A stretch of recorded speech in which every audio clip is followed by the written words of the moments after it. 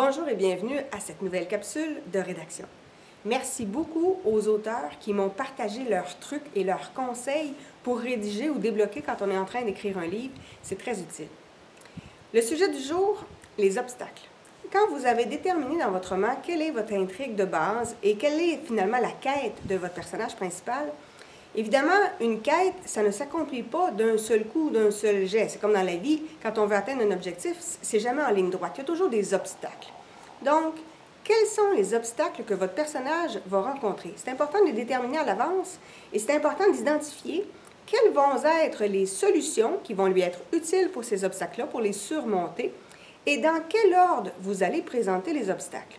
Parce qu'évidemment, si vous mettez les 3 plus gros obstacles au début, rendu à la fin du récit, si vos obstacles sont plus légers, mais évidemment, ça va être moins crédible, on va moins embarquer dans l'histoire. Il doit donc y avoir un crescendo dans vos obstacles. Pensez par exemple à Frodon dans Le Seigneur des Anneaux. Évidemment, sa quête, c'est d'aller porter l'anneau dans les flammes du Mordor. Sauf qu'il va rencontrer les Nazgûl, il va y avoir des orques qui vont lui courir après, les hommes vont vouloir y prendre l'anneau. Évidemment, il va tranquillement plonger dans le pouvoir de l'anneau. Quand il met l'anneau, évidemment, il y a d'autres choses qui se produisent et il y a tous les obstacles terrain. Il doit traverser un endroit où il y a bien de la neige, il doit traverser un terrain aride, il doit passer dans une grotte, il va se faire prisonnier.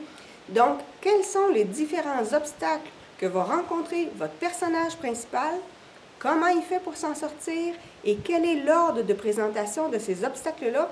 Parce que ces obstacles-là vont venir modifier son attitude et son comportement. Sur ce, je vous invite à vous abonner à ma chaîne YouTube et on se retrouve bientôt pour une prochaine capsule. Au revoir!